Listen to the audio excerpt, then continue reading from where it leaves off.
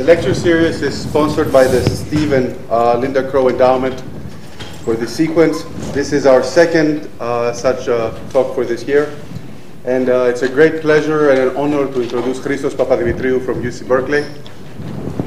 Christos Dimitriou got his undergraduate degree at the National Technical University of Athens and his PhD at Princeton.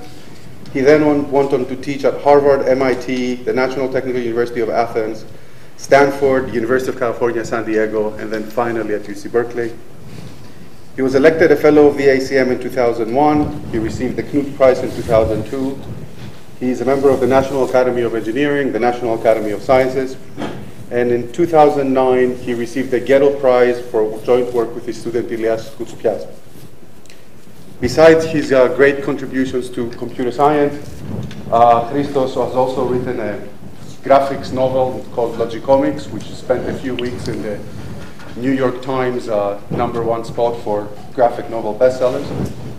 And he has also written a couple of novels. But what he's perhaps, in my opinion, strongest sense is his sense of business acumen.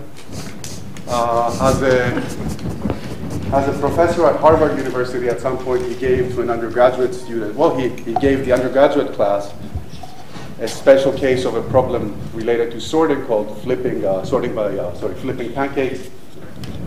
And then a remarkable undergraduate student ended up solving the paper, and then Christos pretty much wrote it and then sort of tried to chase down the student so that they could, finish the work, put the students' names on. Finally, he tracks him down. The student picks up the phone, says, well, I'm not really interested. You can just sort of, do whatever you want with the paper. I've sort of moved on. I'm starting my own business, and I don't really care.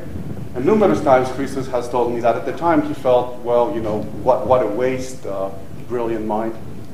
So the student was Bill Gates, finding Microsoft, and since then, Christos has unsuccessfully given the problem to many other students, saying, if you solve this, I'll quit my job and work for you.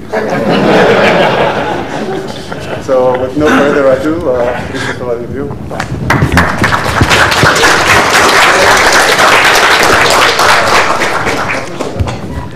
Thank you very much. Thanks, Dimitri. And many thanks to all of you for coming. I'm delighted to be here. It's my nth visit here to UCSC, and I've loved every visit here. I'm going to tell you some. I'm going to talk about evolution, and in particular, my take is to argue that there are a lot of computational ideas that can be useful in understanding evolution. First of all, evolution is by far the most blatantly computational thing happening in nature, I think. Okay, and we should study it now, right? That's number one. Number two,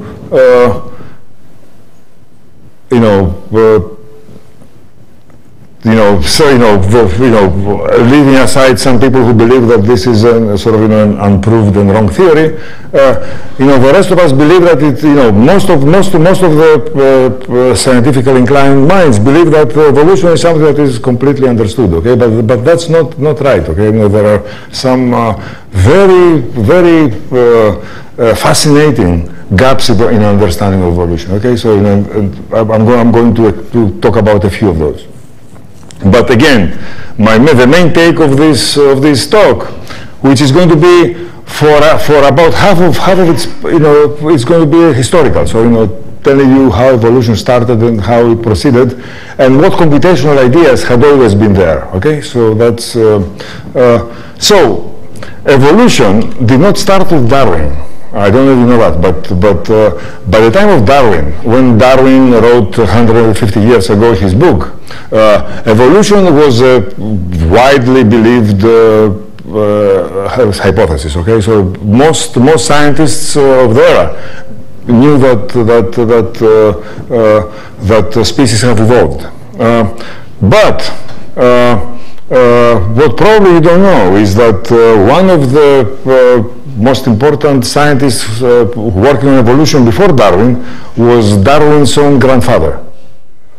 Okay, so another important evolutionist before Darwin is Jean-Baptiste Lamarck, who was the greatest zoologist of the beginning of the 19th century, a Frenchman, who was also one of the greatest scientists of his era, and for his terrible luck, now he is remembered for his only mistake, okay, you know, which basically is that he believed that something that, by the way, Darwin does not reject at all. You know, in Darwin's, you know, if you read carefully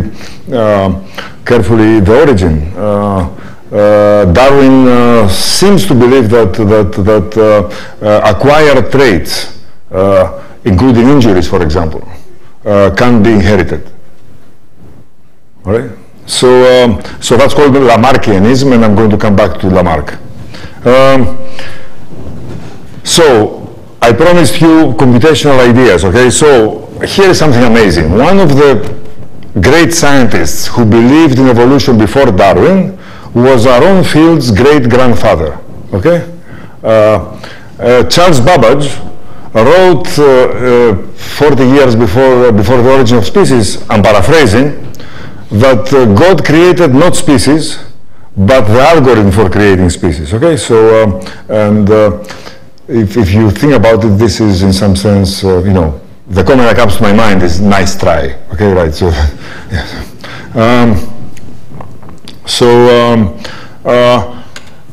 And then of course there was Darwin.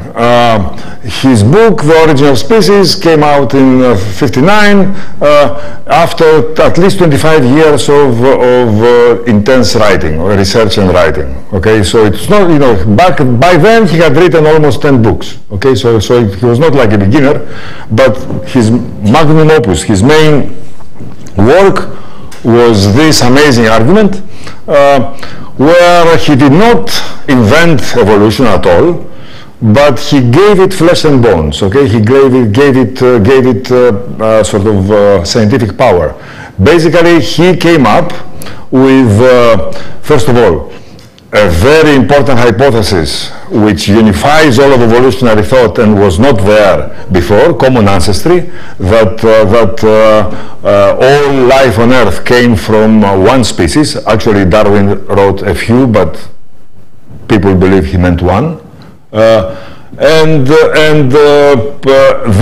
most importantly, natural selection, which in some sense is the engine of evolution, right? I mean, what is that powers evolution? What is that moves evolution?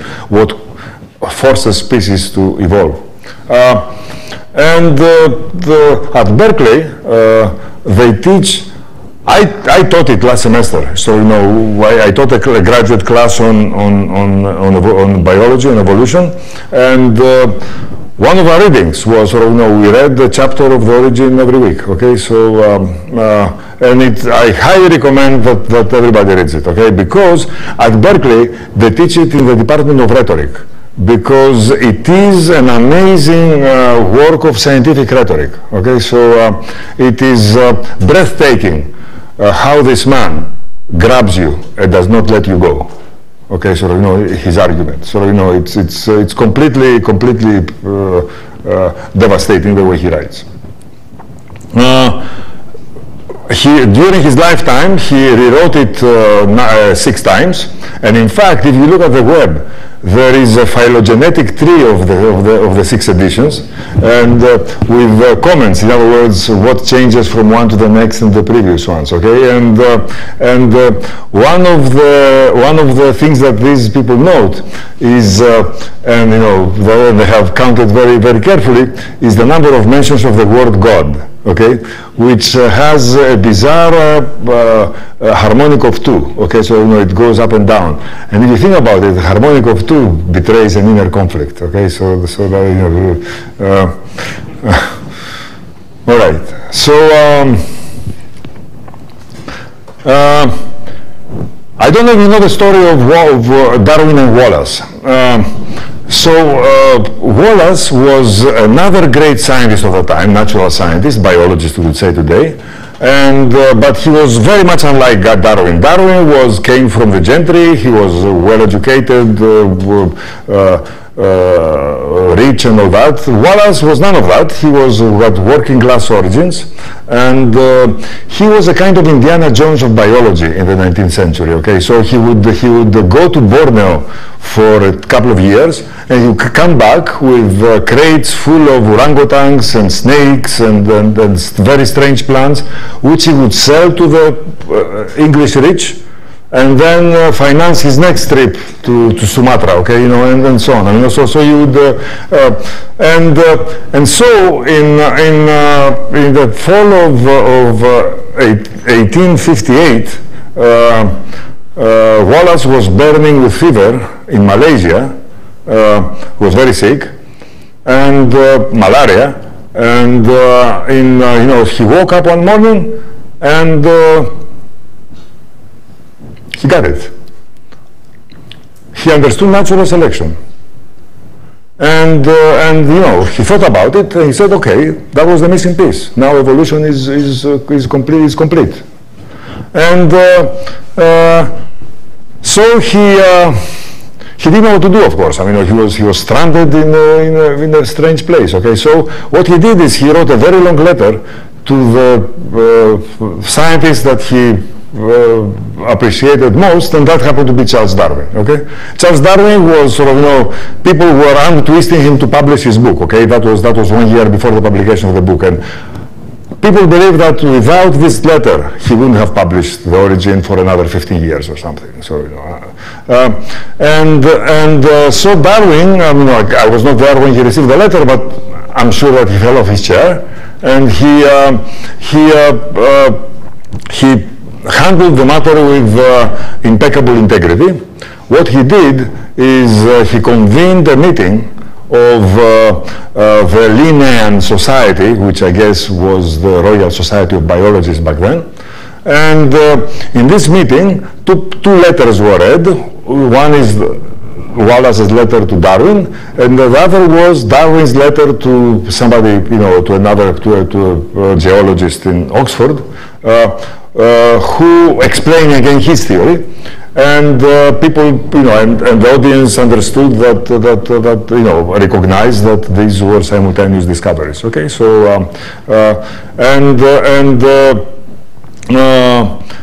the reason I'm mentioning it, you know, especially because, you know, in the Department of Computational Ideas, about half of Darwin's argument, half of the letter of Darwin is about exponential growth. Which is, if you think about it, today is extremely surprising, because if you stop somebody in the street and try to explain to them exponential growth, after 3 sentences they will interrupt you and say, yeah, I understand, go on, what's your point, okay? And back then, Darwin wastes a page to explain to the scientific elite of his time exponential growth, okay? So the point is that now we live with exponential growth, okay? Exponential growth is the air we breathe, okay? You know, back then it was completely unknown. Darwin found out about exponential growth from Malthus, an English economist who wrote about population growth. The reason exponential growth was crucial to his argument is the following. That sort of, you know, he starts, I mean, imagine that you have a pair of birds, larks, okay, so, you know, and after 10 generations there are going to be 1,000 of them, you know, so, you know, according to the ways in which birds multiply. I mean, and after another 10 generations there are going to be 1 million of them. And we see no beach with 1 million larks anywhere. Okay, you know. So what's the why? Okay, what's the reason? And the reason is that life is tough and only the fit survive. Okay, so, you know, why is exponential growth quelled? So, you know, why squashed in real life? Okay, and the reason is that the struggle for survival. Right. Incidentally.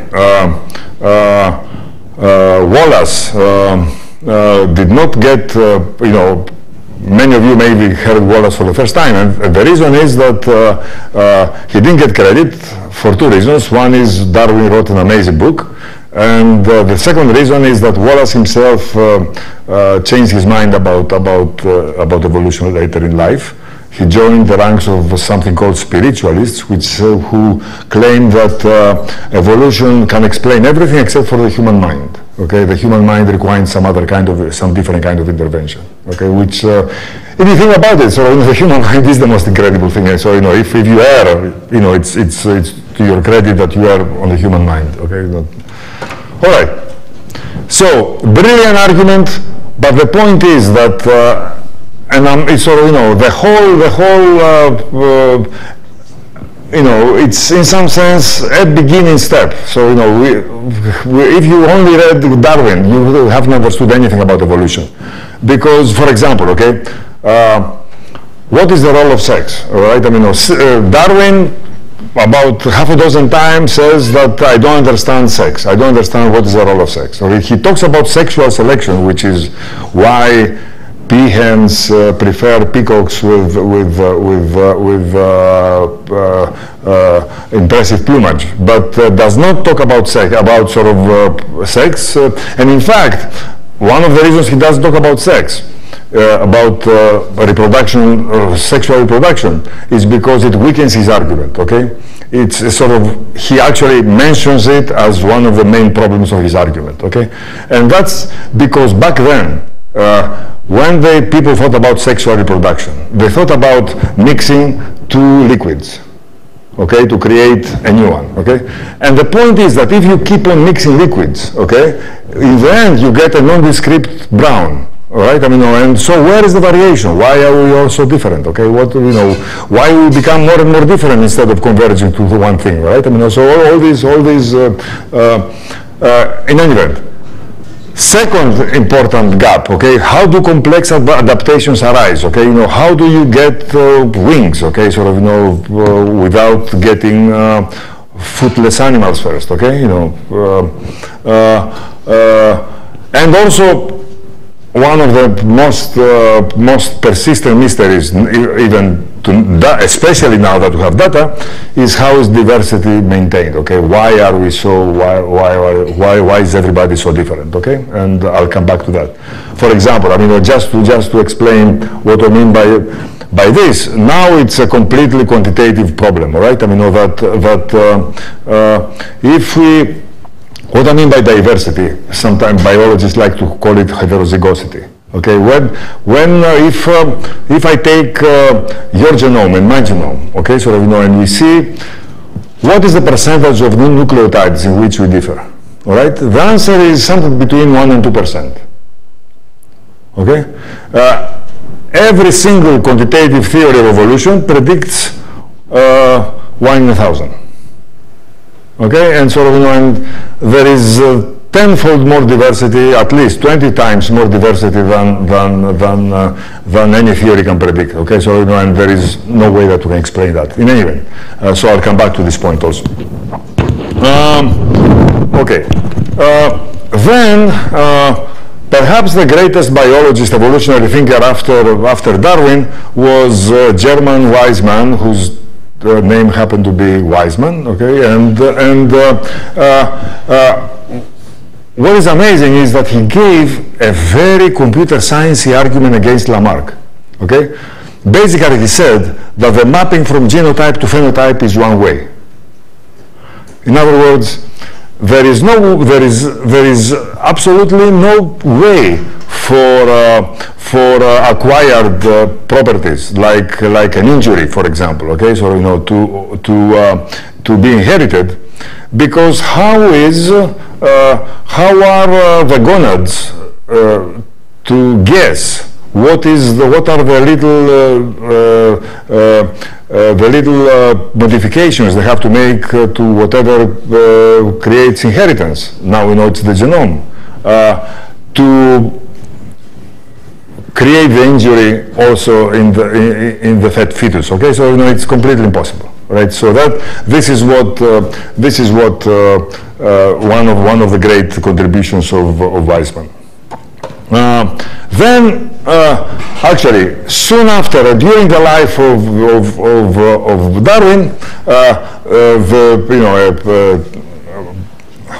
Bohemian in the ethnic sense monk called Gregor Mendel did his famous experiments on pea plants and came up with the quantitative laws of genetics, okay? So, question, we are all scientists, we all are eager for our work to have impact, okay? Here's a question. How many citations did, this is one of the probably 10 most important papers in the history of science, okay? You know, how many citations do you have its first 35 years, okay? The answer is 3, okay? And I have not read these 3 papers, but those who have tell me that these 3 people didn't get it, okay? You know, didn't understand what he was talking about, okay? You know, but 35 years later, Mendel's theory was rediscovered independently, and once we rediscover it, then people look and say, wait a minute, this guy had it already, okay? So 2 people, you know, one in England, one in Germany, rediscovered Mendel's laws, and then somebody said that no, Mendel had it already, you know, 35 years ago. And this became, you know, it really spread like brush fire, and this created a huge division. There was a veritable scientific crisis in evolution. Evolutionists were divided into Mendelians and Darwinists because Darwin seemed to be at complete loggerheads against Mendel. Because Darwin, I mean, in all the writings of Darwin, properties, sort of, you know, characteristics of animals and plants were always perceived as quantitative, okay, so, you know, as continuous, right? But Mendel showed that traits were distinct, okay? They were discrete, okay? That they were binary, essentially, right? I mean, you know, either purple flowers or yellow flowers, okay? Either wrinkled peas or unwrinkled peas, or smooth peas, okay, and so on. So this divided the evolutionist camp and pitched scientists against scientists, and there was 20 years of turmoil until, I mean, if you're a mathematician and you want to be proud for something that mathematicians did, here is an amazing thing, okay? There was great work for over 30 years by a dozen people, of which the most famous and instrumental were Fisher, the same Fisher who founded statistics around the same time, Wright, Sewell Wright, and Haldane, okay? All 2 British and 1 American scientists. Mathematicians, basically. They created what is called now the modern synthesis of evolution, which basically synthesis means brings together Mendel's theory with Darwin's theory, okay? And I mean, there are 1,000-page books written, sort of, you know, called, you know, but if you want one sentence is one key element of this reconciliation was that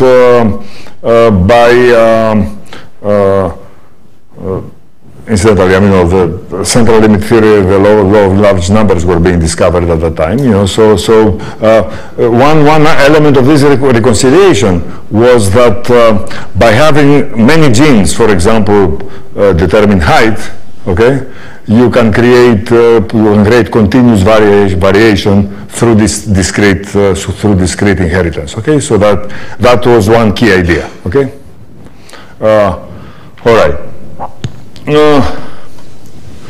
And so let me explain to you one way in which, sort of, you know, a very simple model, which in some sense underlies most of our evolutionary thinking today, okay? And this is called the Fisher-Wright model, after the first 2 scientists that I showed you before. So imagine that you have gene organism, you know, just 2 genes. There is no organism that has 2 genes.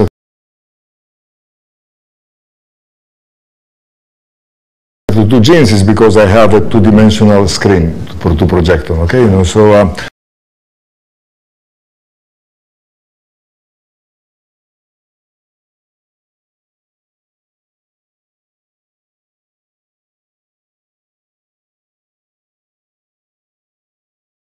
alleles of gene B. And now what are these numbers? These numbers are the fitness of the combination. So every combination of genes, in this case of two genes, in other words, every genotype of the organism, has a fitness. A fitness is, well, how a well-designed organism is it, okay? In practice, it means how many children it's going to have. How many healthy children is it going to have, okay? This is what fitness means. That's a very rough cartoon of what the theory says, of course, right? So basically now you have a quantitative theory, right? I mean, you can start writing differential equations, as it turns out, difference equations, because you have discrete generations. And so you can postulate that here are, you can't see the red numbers, but that's deliberate. I didn't want you to see them. They are not important, okay? But this is, for example, the frequency of, so this is the third allele of gene A, the second allele of gene B, and here is its frequency. It's, of this genotype, 11% of the organisms in the population have this particular genotype, okay? And now you can see that what happens in the next generation. The next generation, there is random mating, let's say, between, for example, this may mate with this person, okay, these two organisms can mate together, and this will mate 7 times, and this will mate only 2, all right, and then there are going to be, they're going to create either this one or this one, okay? So it's now extremely quantitative, all right? I mean, if you sit down and think about it, and you are a good mathematician, Wright and Fisher, you'll get basically the right equation, and basically you predict that the next generation you are going to have new frequencies, okay? And so on and so forth. So this is the basic mathematical model that underlies all of this. And of course, there is many other phenomena like mutations, that you get new alleles, speciation, species branch out, and changes in the environment that change the fitness and all that. Okay, so you have, it's a very complex theory, but the point is, at last, it's quantitative. Big questions remain, and basically the same ones that I asked before. And the most important question, okay, is one that comes to mind when you read all of this, okay? All right.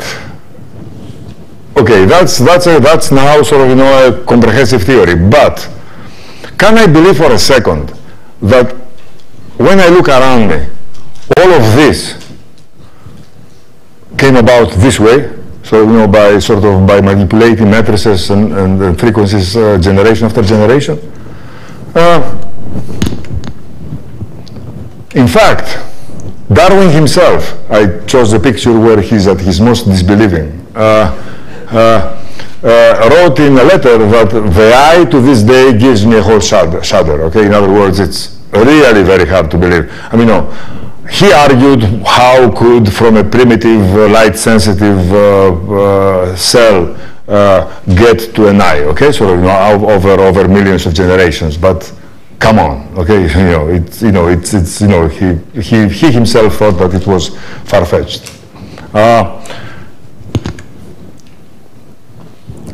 Les Valiant, great computer scientist, has found this I think, eloquent way of expressing this belief. How can you find a 3 billion long string in 3 billion years? Okay, it so happens that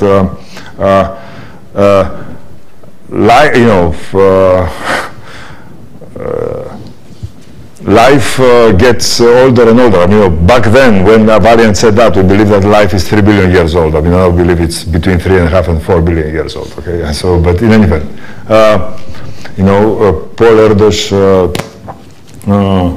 Paul Erdos once commented that I'm 5 billion years old. Okay, so when I was in high school, the Earth was 1 billion years old. Now it's 6. Okay.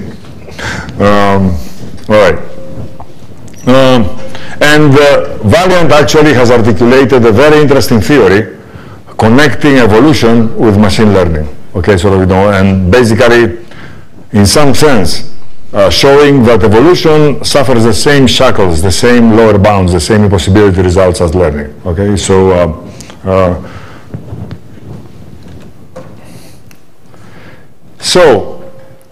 there is an algorithmic version or an algorithmic way of expressing the same disbelief. What algorithm could have created all this in a mere trillion steps? Okay? A trillion steps may sound like a lot of steps, but they are not, okay? Your cell phone has done a trillion steps since the beginning of my talk, and it hasn't accomplished much, okay?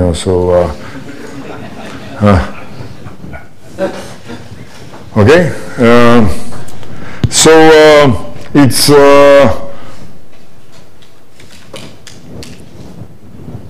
interestingly, so believe it or not, we have an answer to propose towards the end of this talk.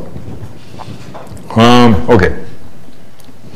Now I'm going to get into something completely different. Evolution and computer science practice. And basically I'm going to talk about genetic algorithms, an idea that was famously proposed by John Holland in 1980 and followed to this day by a large community of computer scientists. And the idea is the following, and I'm sure that all of you know about it, so let me just sketch it very hastily. In order to solve an optimization problem, what you do is you create a population of solutions which you consider as genotypes who evolve through mutations and sex.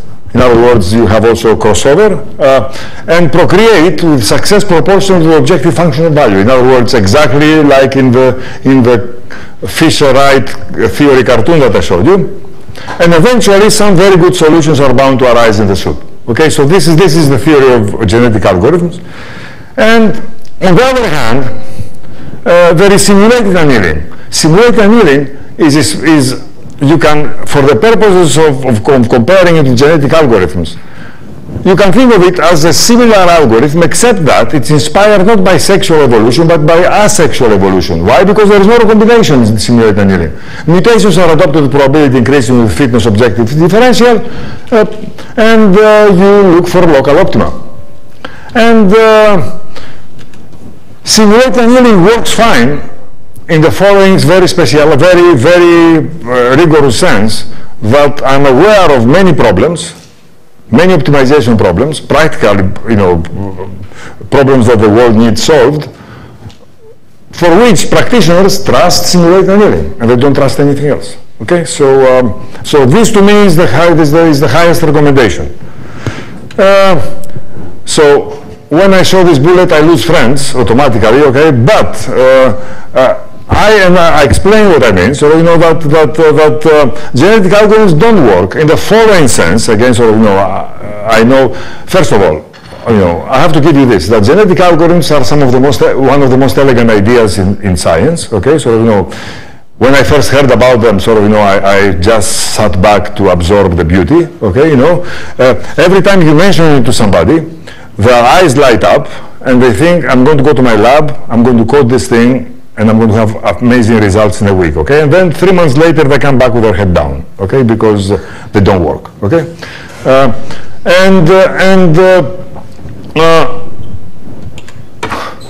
In nature, the opposite happens. Sex is successful and ubiquitous. So that's what I meant by the mystery of sex depends. Why is, first of all, sex is mysterious for many other reasons, okay? Here is one reason. Sex breaks down successful combinations. Okay, imagine that at some point there was a perfect person walked this earth, okay? This perfect person had a perfect liver, perfect skin, perfect teeth, perfect everything, okay?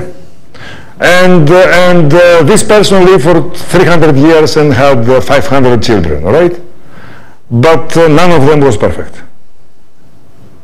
Because you can find the perfect partner to mate with, right? So that's the tragedy of sex, that it breaks down successful combinations. Of course, it can also create successful combinations, but it breaks them down. And here is another sort of reason why sex seems to be a terrible idea for a species to have. Okay? Incidentally, when I mention sex, I see on the face of most of you an awkward smile. Okay? I'll tell you why. This is because we are not biologists. Okay? I mean, so when a biologist hears sex, what comes to their mind is the mystery of recombination in evolution. Okay? It took me a very long time to become biologist in this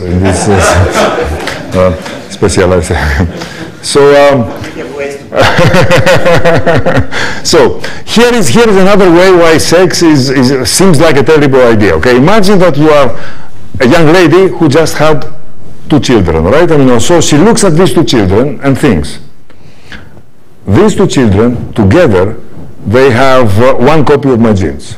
Okay. Now, and the other half come from the oaf on the couch, okay?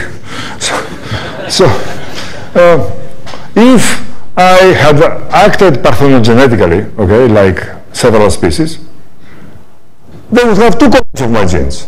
That would be fantastic. Why am I doing this to myself? Okay. Of course, you can say that you need a partner to raise children, so right? I mean, okay, fine. Except that this argument holds for 0.001 of the species. Okay. So why do the plants do that? Okay, they don't need a partner to raise offspring. Okay. Yeah. So all right. So there are all these arguments why sex is sort of should be here, okay? So why is sex successful and ubiquitous? So that's what I mean. So here is a radical thought, which basically came to us from genetic algorithms. What if sex is a mediocre optimizer of fitness? It's not exactly a terrible idea. It's not like a disaster. But what if it does not do well in optimizing fitness? What if sex optimizes something else, and if what this something else is the reason why it's here? Okay? And we thought hard, and we found what it is. So in a paper 6 years ago, we basically, using simulations, and I'm going to show you also a mathematical sort of argument, simulations show that natural selection under asex, in other words, without sex, without recombination, optimizes fitness, sure. But under sex, it optimizes what we call mixability. What is mixability? Mixability is the ability of alleles to perform well with a broad spectrum of other alleles. In other words, mixability means tolerance. Okay, so means alleles that like to work with other alleles, okay? So, they're not very particular about what other alleles they want to be with. Let me explain. Remember this imaginary fitness landscape and all that. The point is that asex will select the largest numbers in the matrix. And we expected that. In other words, in an asexual organism, in a sexual species, after a while, only these 2 genotypes will survive, and if you wait long enough, only this genotype will survive, okay? But in a sexual organism, in a sexual species, the rows and columns that have the largest average are going to survive, okay? And some of the biggest numbers are going to be left behind.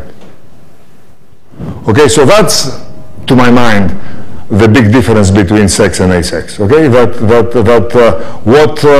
what matters is the average, not the max. Okay, that's one way of understanding the big difference. Right? Let me put it in a different way. Here is another landscape. All right, I mean, this one is very structured. This one has the following structure: that there are 3 values of fitness. One is the fitness peak, sort of the high-rise buildings. The other one is the fitness troughs or valleys, sort of the square below. And the other one is something that we call the plateau, okay, which is something in between that is constant across other alleles, right?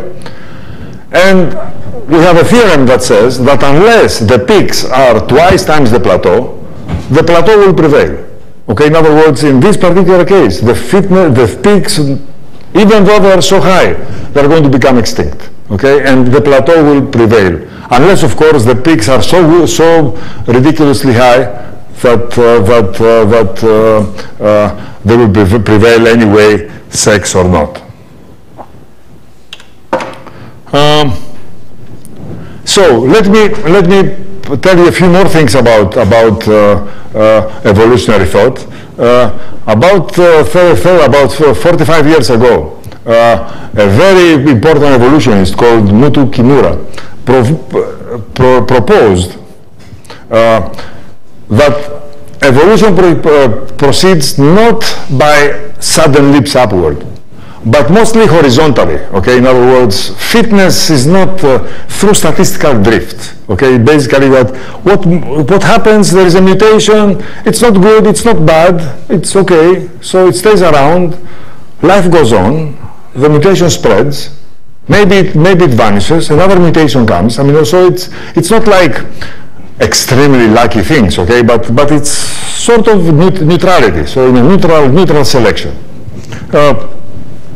For example, weak selection is a particular quantitative articulation of this, which says that the fitness landscape is not like this, but it's more like this, okay? In other words, that they are almost the same. It's sort of not huge difference, okay? Not huge differences, not 7 and 0, but 1.1 versus 0.99, okay? So, or something like that.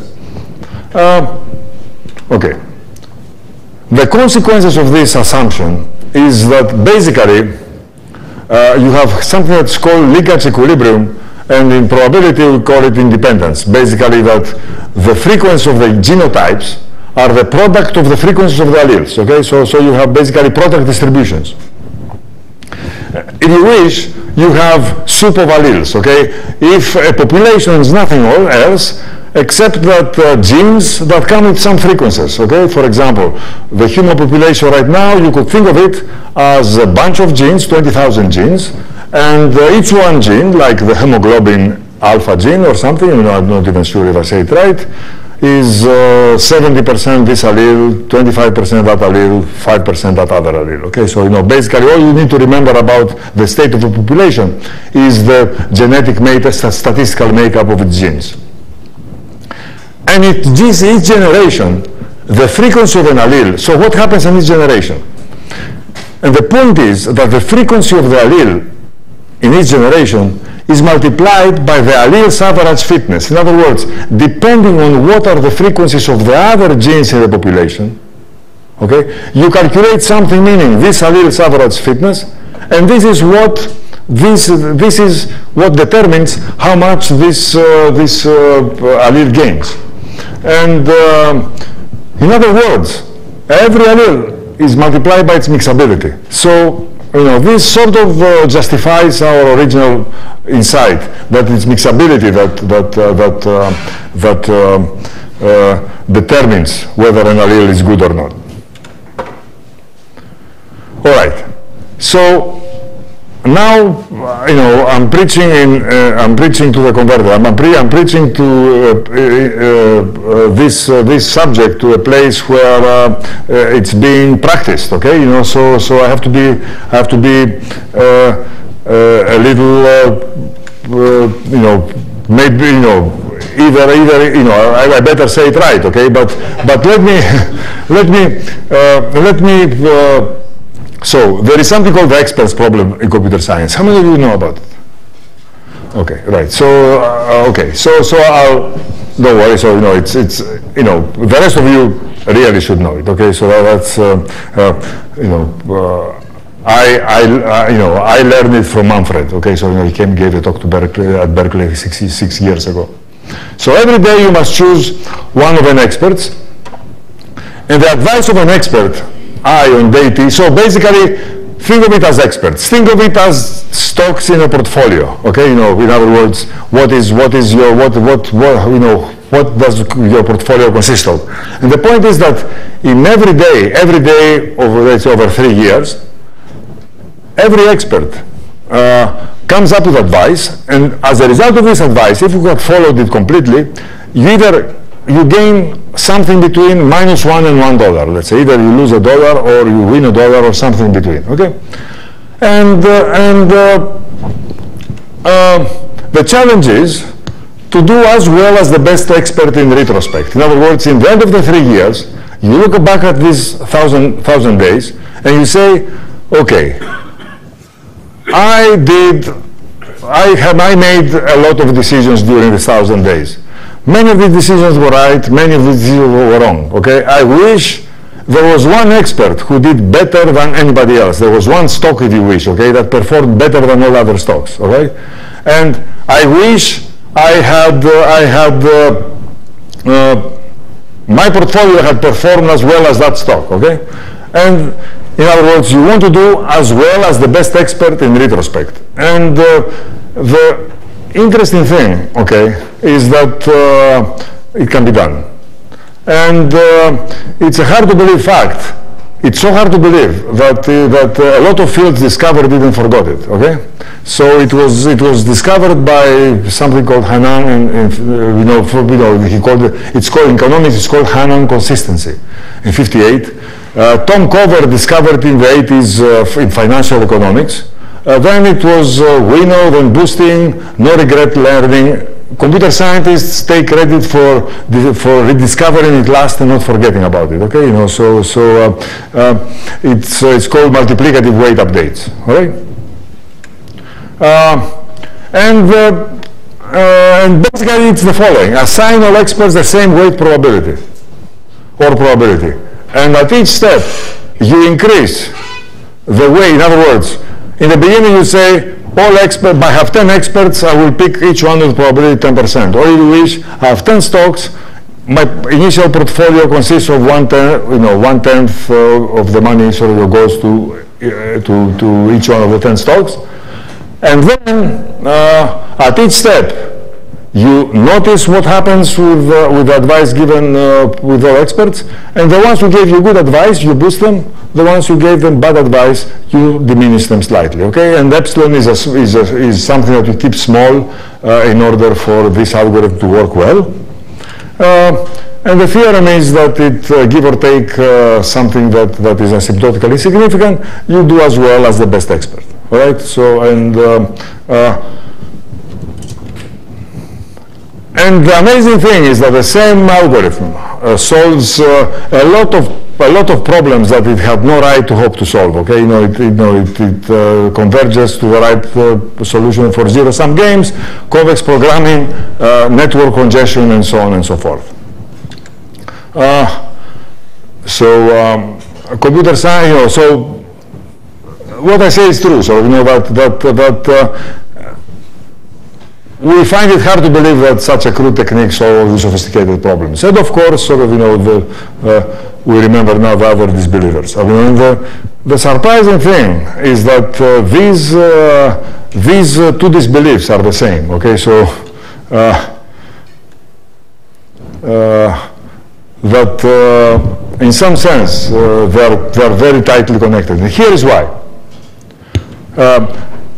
Here's the theorem. Under weak selection, evolution of a species is a game. I mean, when I say theorem and I state it so informally, what do I really mean? I mean the following: that if one believes the Fisher-Wright theory that the Fisher-Wright theory is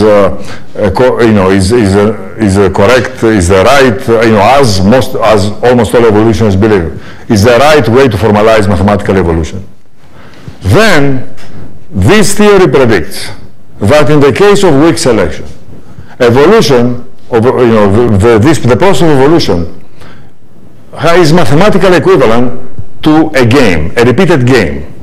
It's a game between genes. Okay, so the players are the genes. All right, so in other words, these two genes that I showed you play a game. The 20,000 genes in our cells play a game between them. The strategies are the alleles. So every gene has strategies, and these strategies are the alleles that this gene uses. Every gene has a utility. Okay, so if the gene chooses an allele and everybody else chooses an allele, you have a genotype, And what is the outcome, the utility of this gene? It is the fitness of this genotype, how good this genotype is, how strong this genotype is. So notice that this is a coordination game. This means that there is no conflict here, right? I mean, all genes have the same, this is not a selfish gene, Dawkins selfish gene. In some sense, it's a community-minded gene, okay? So, it's the gene that cares about only the well-being of the organism. The probabilities with which every gene plays the allele is the frequencies are the frequency of the alleles in the population. And the repeated game is played through the multiplicative weight update algorithm, okay? So, again, this is a result that connects the multiplicative weight updates with a rather sophisticated system of equations that the current belief in evolutionary theory is that they accurately describe evolution. And that's a paper that we have written with Eric Chastain, Adi Livnat, and my colleague at Berkeley, Umesh Vazirani. So, this, I believe, sheds light on some of the mysteries of evolution. And basically, for example, variation preservation, okay? What I told you, I mean, how come we have so much variation in populations? The multiplicative weights update is known to optimize the linear, basically, you can alternatively see the multiplicative weights update algorithm as an optimizer of performance plus the entropy of the combination. And of course, the entropy of the combination the entropy of the distribution, if your algorithm tends to optimize that, this means that you really care to preserve variation. To my mind, this, I think, is the role of sex in evolution. So I think that I'm out of time. So what I'm going to do is I'm going to, oops. Okay.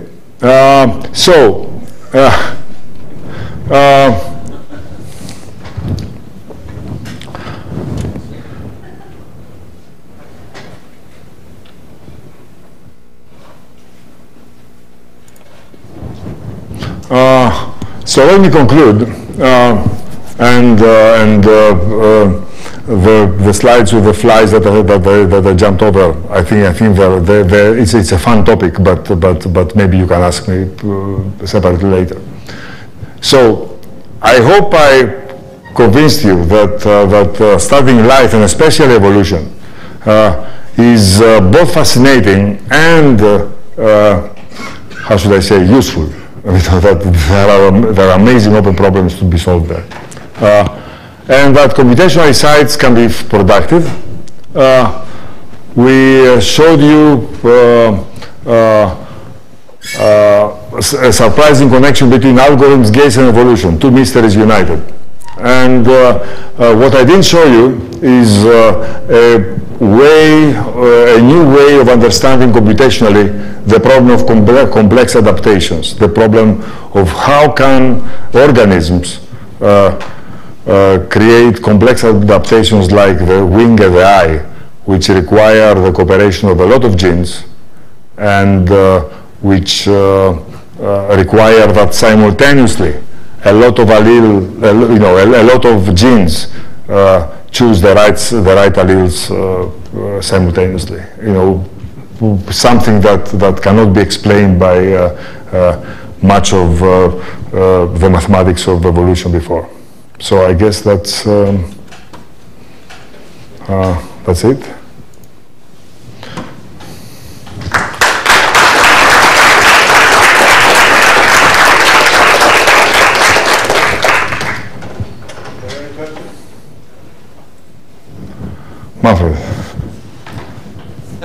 So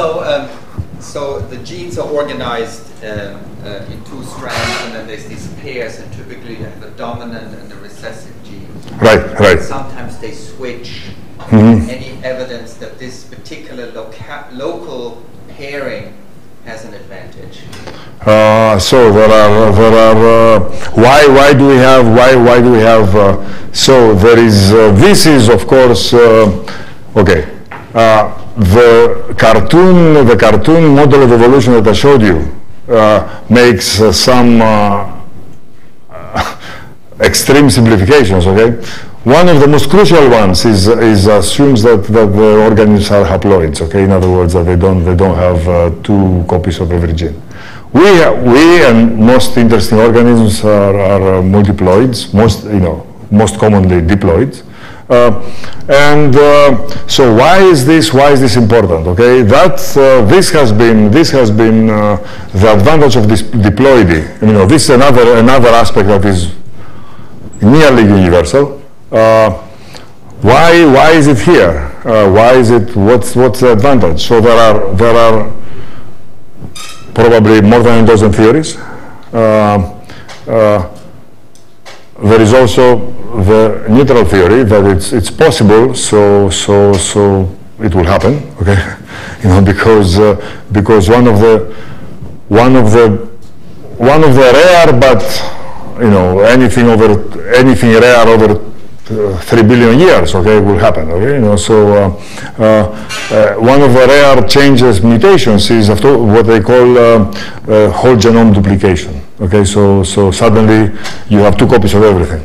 All right, and if you can't have two copies of everything, you find ways to use two copies. All right, and if two copies have an advantage, then making three copies will will go away. The third copy will disappear.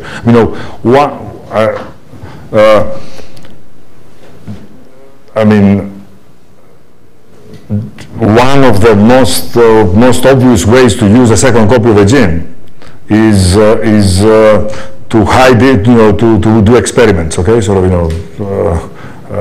use it as a lab. So suppose I did this, what would happen? Oops. Okay. Suppose I do this. Okay. Whereas you have another thing to and of course this is what creates recessive diseases and so on. So it's diploidy is extremely fundamental aspect of evolution. And of course I didn't talk at all about it. Interestingly, when you look into diploidy,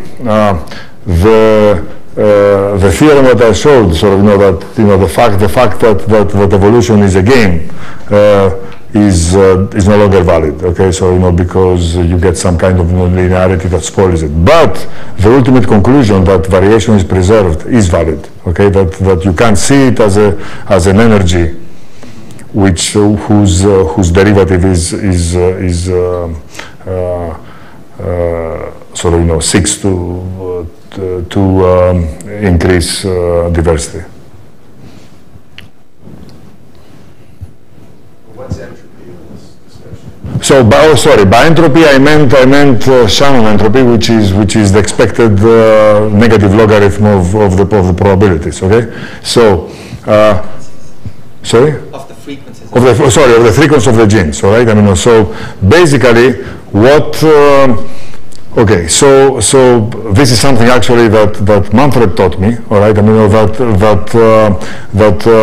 multiplicative, one dual way of looking at multiplicative weights update is to think of it as trying to maximize the weighted sum of two things.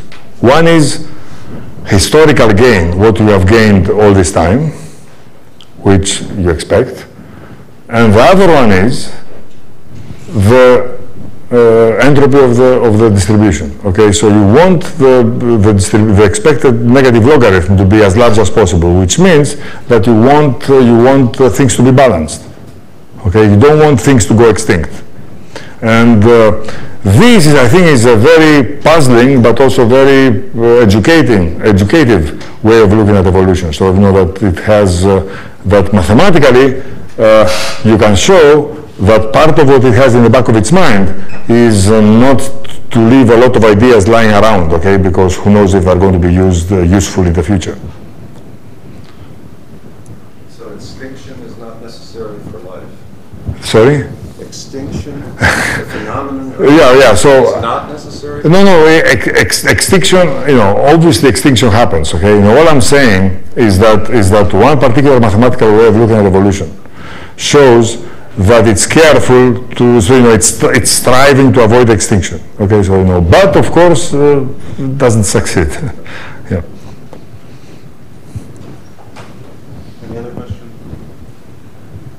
Okay, let's thank the speaker again.